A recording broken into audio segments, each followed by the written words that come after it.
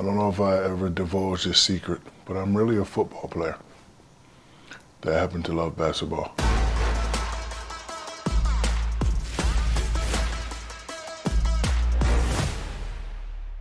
I like to tell people jokingly that I am the reason that big guys do not want to play in the paint anymore.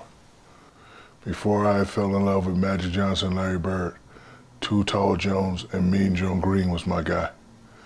So when I came to the game, I realized that I was good, but I wasn't that good. I was okay, fundamentally sound, but I had to create a niche. So my niche in high school, I was taller than everybody, okay? My niche in college was long, athletic. Wasn't really a lot of long and athletic guys. Big guys were hot at the time. Maybe you can be the first pick. There's two other guys, Alonzo Mourning and Christian Laettner.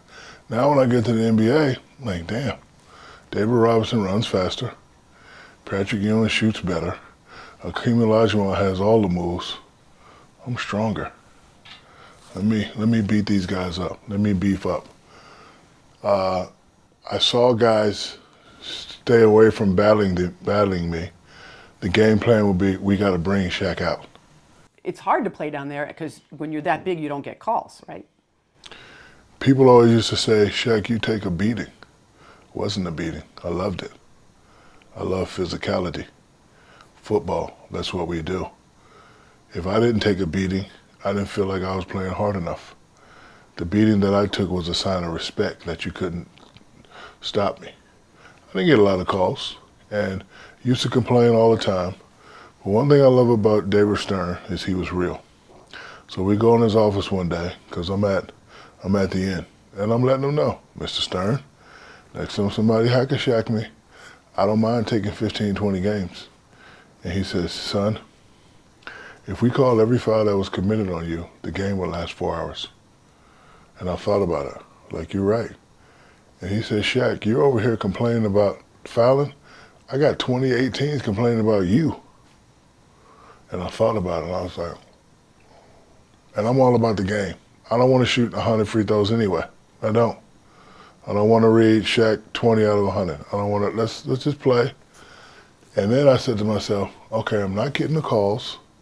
If I could withstand that and play through that, I'll be unstoppable. So I had to program myself not to really worry about it. But the more physical I became, I just seen all the other centers do this.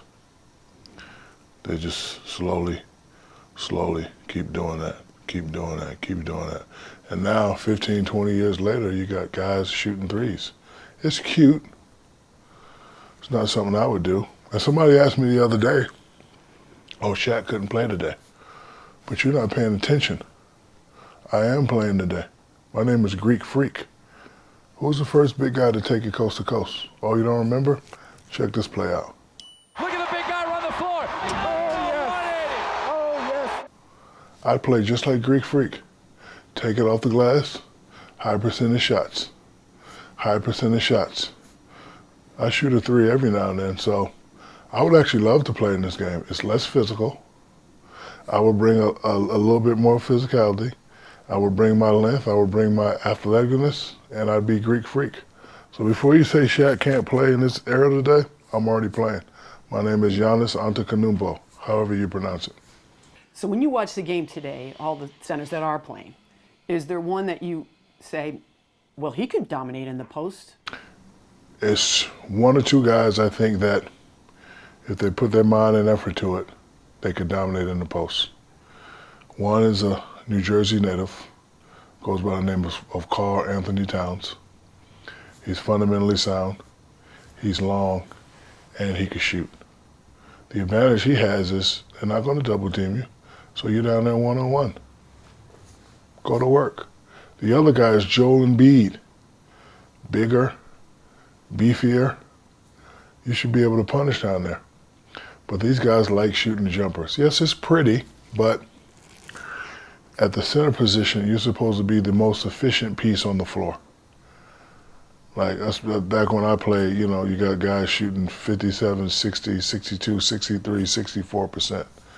Like, if I didn't shoot over 70%, I was upset.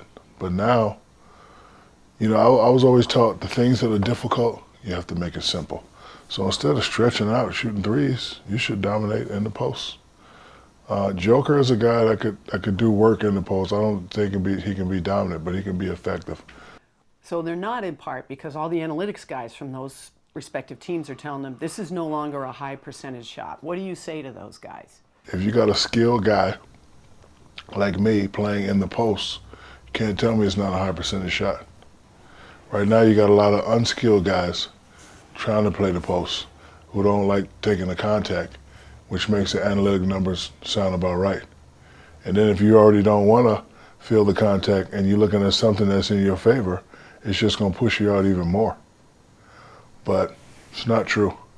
Analytics are numbers and stats and all that, but they can be broken. And they could be broken by something called adrenaline. Like they always used to say, don't let Shaq go middle. But if it's playoff time, I'm going to fake middle and go baseline. And I'm going to kill you that way. Or every time Shaq turns back over the right shoulder, he's 40%. Not today. This is playoffs. Oh, you foul Shaq today. You know, foul him, he's shooting 60%. But how many times have they tried that in the final? It's the one factor that can always break analytics is adrenaline. So, you know, he shoots 2 or 10 from here, but some guys, when they get it going, they just get it going. It ain't nothing you can do about it.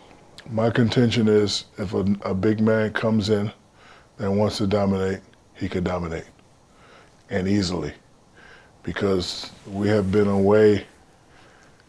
shifted away from physicality and shifted away from all that. Teams don't know how to play anymore. Like right now, teams are switching 1 to 5. I wish Spud Webb would have switched out on me. I wish Doc Rivers would have switched out on me.